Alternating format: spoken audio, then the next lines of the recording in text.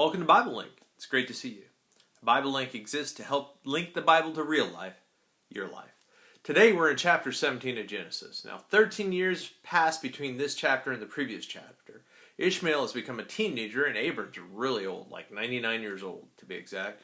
At this point of the story, Abram probably thought God wasn't going to carry out his promises, or was going to carry out his promise through Ishmael. And things don't go quite as expected, however. God shows up on the scene and adds to his covenant with Abram, and some names get changed in the process. God changes Abram's name from Abram, which means exalted father, to Abraham, which means father of a multitude. And Sarai's name is changed to Sarah, both of which mean princess, but Sarah was a cooler, more modern way to say it. This time, though, the covenant lays out some conditions to Abraham. He's called to walk before God and be blameless, as well as become circumcised, along with all the males of his household. I'm sure they like that one. Circumcision was a common practice among other people groups back in Abraham's day, and God takes what was already being done and gives it new meaning.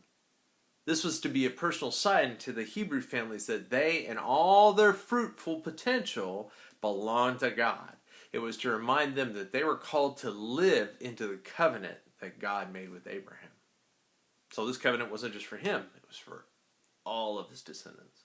And in the New Testament, Paul kind of picks up on circumcision and says that physical circumcision doesn't mean anything in and of itself, but what God really desires is circumcision of our hearts by his Spirit. He desires for us to trust and obey him and not fake it with a bunch of religious and external symbols.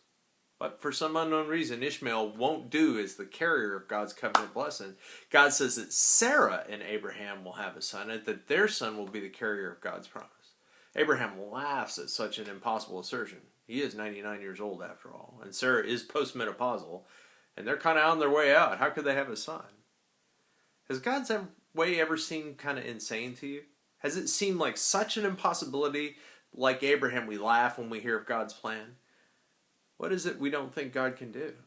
Are we willing to submit to God's will, even if it's puzzling to us? Not everything that happens to us is God's intentional will, but in some instances, what God wants for us can seem absurd. Sometimes all we can do is laugh and then take the next step in front of us. What else did you notice? Thanks for engaging in BibleLink today. Join the conversation on Facebook. Ask questions, share your observations, and don't forget to invite a friend to join you on BibleLink.